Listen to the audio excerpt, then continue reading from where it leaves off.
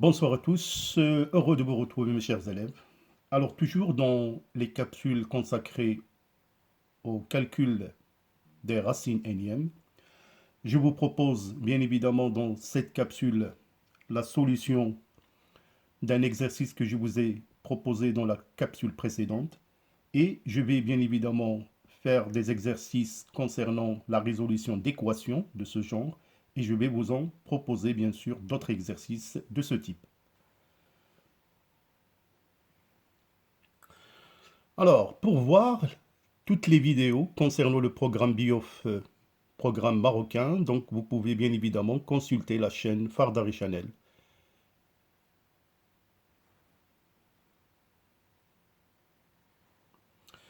Vous pouvez aussi me suivre sur ma page Facebook Prof Fardari, Instagram Fardari Channel, où nous allons bien évidemment partager pas mal de lives et de vidéos pour vous. Notre objectif, bien évidemment, c'est l'excellence, c'est l'obtention d'un bac avec mention.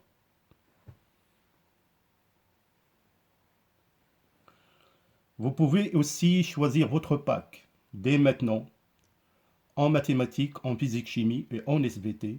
Pour toute inscription et information, contactez le numéro suivant.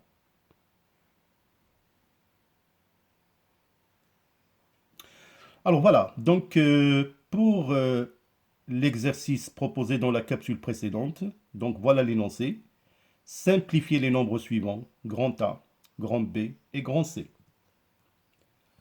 Donc pour ceux qui n'ont pas vu cette capsule, vous pouvez bien sûr, avant de voir la solution, d'essayer par vous-même.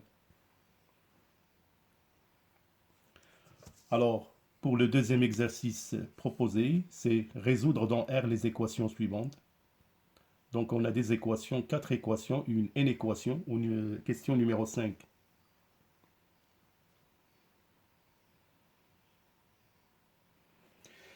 Alors voilà, donc pour la solution concernant la première application,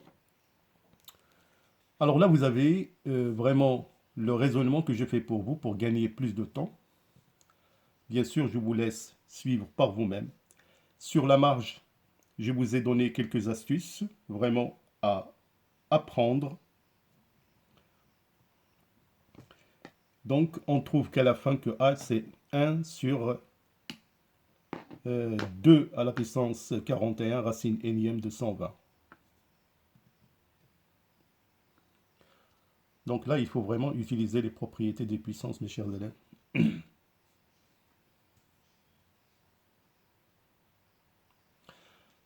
Alors voilà, pour B, de la même manière, c'est-à-dire la même procédure de calcul.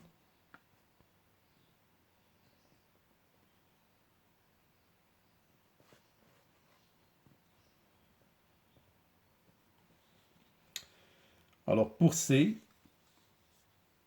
on procède de la même manière aussi.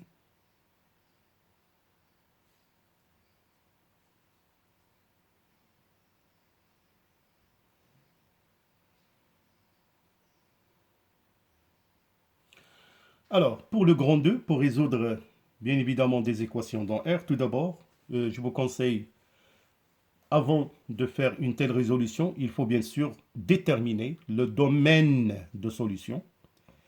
Alors, par exemple, pour l'équation numéro 1, donc là, je vous propose la solution. Alors, le domaine c'est-à-dire de solution, c'est bien sûr l'intervalle d égale 0 plus l'infini. Alors là, on va faire un changement de variable. On pose t égale racine cubique de x. Pour t bien évidemment supérieur ou égal à 0. Donc on trouve que x est t à la puissance 3. On remplace dans l'équation qui devient ainsi. Donc vous faites tout simplement le changement de variable. Après, on va factoriser. Et on trouve la solution suivante. Vraiment, si vous voulez vraiment maîtriser ce genre d'équations, il faut les refaire et les refaire plusieurs fois.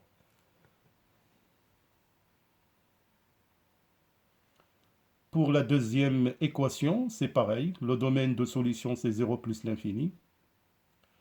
Alors par la suite, on va poser t égale racine sixième de x. On remplace.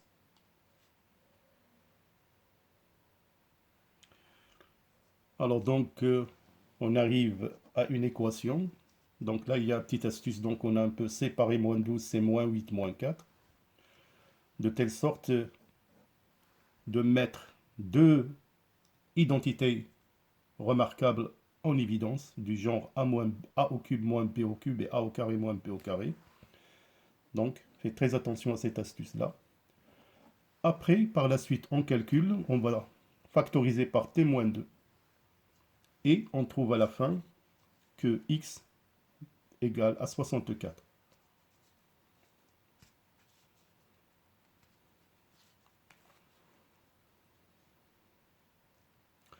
Alors, pour l'équation numéro 3, faites très attention pour le domaine de solution. Donc, le domaine de solution, il faut que x supérieur ou égal à 3,5, c'est-à-dire à l'intervalle 3,5 plus l'infini.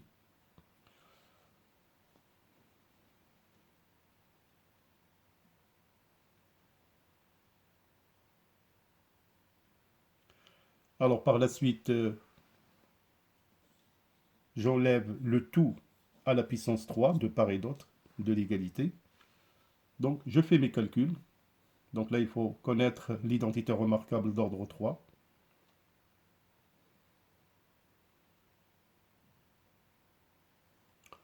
Voilà la suite des calculs.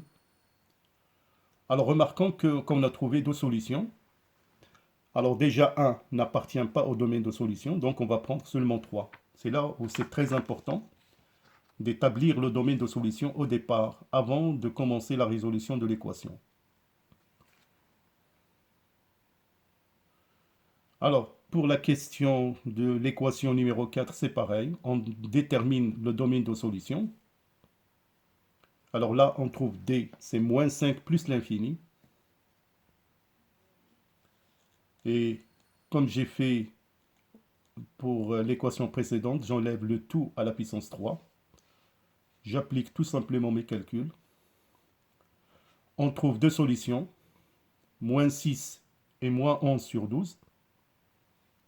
Alors déjà, moins 11 sur 12.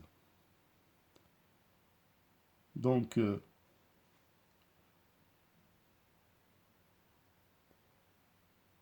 moins 6 et moins 11 sur 12 n'appartiennent pas au domaine de solution. Donc la solution, c'est moins 5.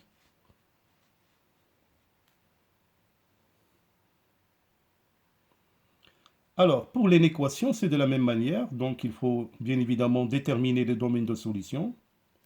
Là, on trouve c'est 2 plus l'infini. Alors, par la suite, on va poser donc x égale à x moins 2 racine nm de 3.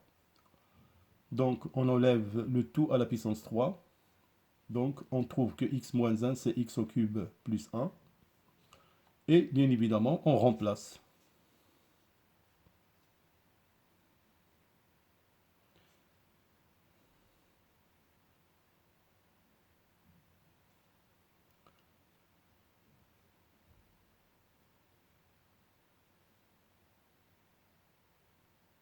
Voilà. Et vous allez trouver comme solution S, c'est l'intervalle ouvert 10 plus l'infini.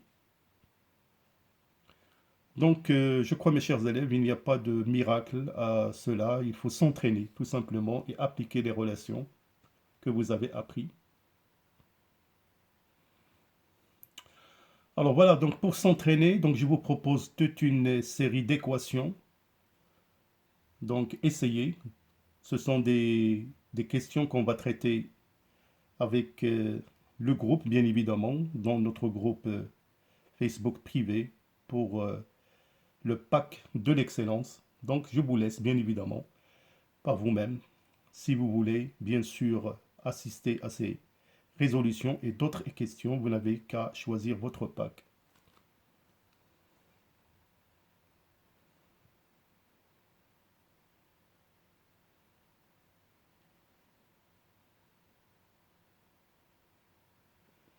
Voilà, d'autres exercices pour vous.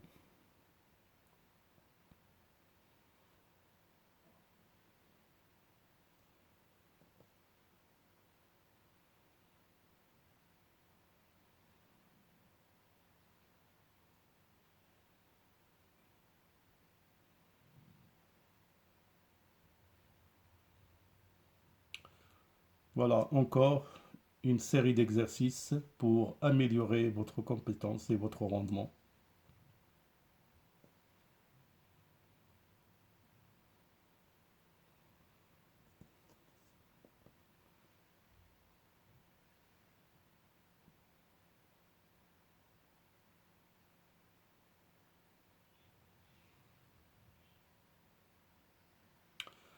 Voilà un autre exercice concernant la simplification des expressions du genre de forme racine énième.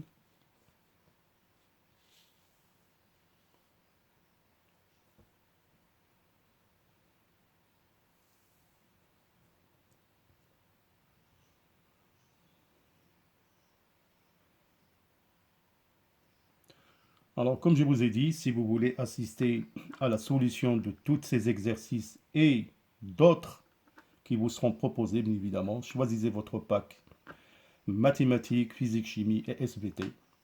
Alors, la capsule numéro 3 dans le chapitre des racines énièmes, je vais le consacrer bien évidemment au calcul de limites et par la suite, on passera à l'étude de fonctions, bien sûr.